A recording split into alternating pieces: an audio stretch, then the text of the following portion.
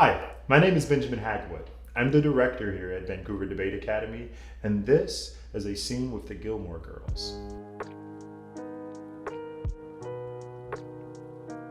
How's the new school? I love it. It's way more mellow there, and I made a ton of new friends. Good for you. Well, Brad. Paris. Guess we're going mano a mano today, huh? Oh, God. The topic for today's debate. One common thing you'll find at debate tournaments is you often debate your friends over and over and over. And it's because those are the people you're spending time with, actually. Although they're your competitors, after the round is over, while judges are making decisions, you catch up. What have you been up to? What colleges are you interested in going to? Any programs that are interesting? What are you doing in your life? These are the small conversations that we have in debate that really makes it more of a community atmosphere. And I think they do a good job of trying to capture that. It seems that maybe this student was formerly on their team and now is on a different team, and that's a little tension, but it's also life. People switch teams all the time, and we still have to find a way to compete and still have fun and maintain those friendships. Brad looks very very uncomfortable. And on the Chilton team, we have Rory Gilmore and Paris Geller. Oh, you do not cheer at a debate tournament before we get results. Several debate tournaments in high school do take place in cafeterias, auditoriums, or large open spaces. And that can often mean that they are disrupted by audience members. And that's something that we see here, actually, in the episode, when the parents are cheering. And sometimes you do that, right? Or generally it's students. Your teammates should be the ones cheering and really celebrating your success of making it there. But let's keep going and see what else we can find.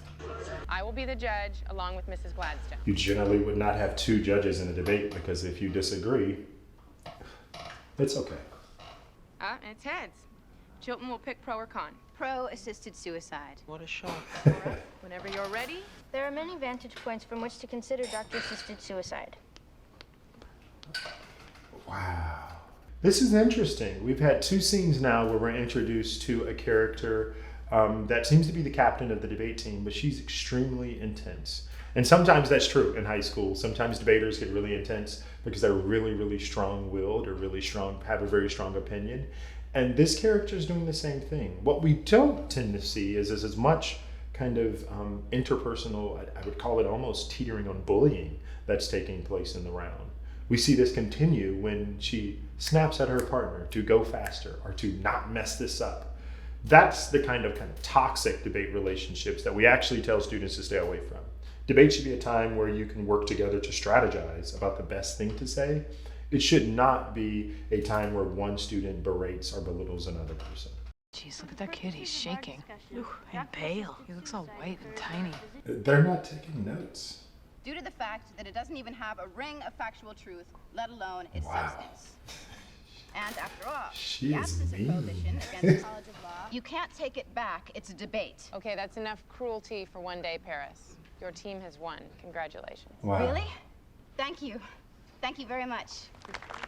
It's also not the way you would disclose a decision. I don't understand the purpose of this, other just to show how mean this lady could be. Generally, at the end of the debate, judges take time to review the arguments that have been made. They talk to one another to see what the other people think before they make decisions. But mostly, we want judges to be able to give feedback. Saying, you've been mean enough to the other person, that's enough, we can stop, is not exactly helpful feedback from an educator. The educator should have said, you should find ways to get your point across while being more kind. Or, there's no reason to continue to focus on one issue when there are other things you can talk about in the debate. So from that perspective, the debate is kind of lacking a lot of administrative support. The teachers and judges seem like they need help. And again, there's only two of them. What if they disagree? Then no resolution to the debate?